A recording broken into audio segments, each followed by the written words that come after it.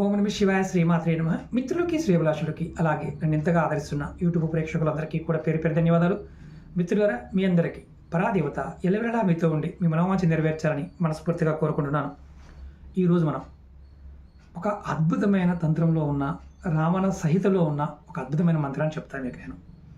ఈ మంత్రం చేయటం వల్ల అంటే పేదరికం అంటే ఏదైతే మీరు బాధపడుతున్నారో, పేదరికంతో బాధపడుతున్నారో అది తొలగిపోతుంది. 7 జన్మలు మీరు ఏడు సార్లు పుట్టినా సరే ఒక రాజుగా అనుభవిస్తారు. అలాగే మీలో ఉన్న నకారాత్మకమైన స్థితి పోయి లక్ష్మీ యోగం కలుగుతుంది. ఆ మంత్రం ఏంటి చెప్తాను, మీరు ఈ మంత్రాన్ని నోట్ చేసుకోండి.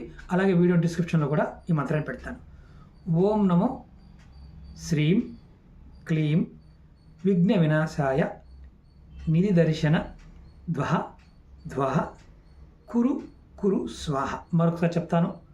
ఓం నమో శ్రీం క్లీం విఘ్ననాశాయ నిధి దర్శన ధ్వహ ధ్వహ కురు కురు స్వాహ. ఈ మంత్రాన్ని మీరు రోజు 11 సార్లు జపించండి. ఆడవారైనా మగవారైనా సరే ఆటోమేటిక్గా మీకు మంచి మార్పులు వస్తాయి. ఇది రావణుడు చెప్పిన మంత్రం. అంటే రావణుడు ఎవరైతే బాధల్లో ఉన్నవారు అంటే రావణుడు మంచి పండితుడు, జ్యోతిష పండితుడు, తంత్రము మంత్రం అన్నీ తెలుసు, వేదాంగాలను చదివినవాడు. అందుకే రావణ్ణి రావణ బ్రహ్మ అన్నారు.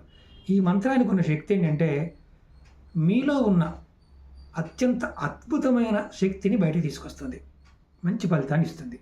ప్రయత్నపూర్వకంగా చేయండి. ఓం నమ శివాయ శ్రీమాత్రే నమః.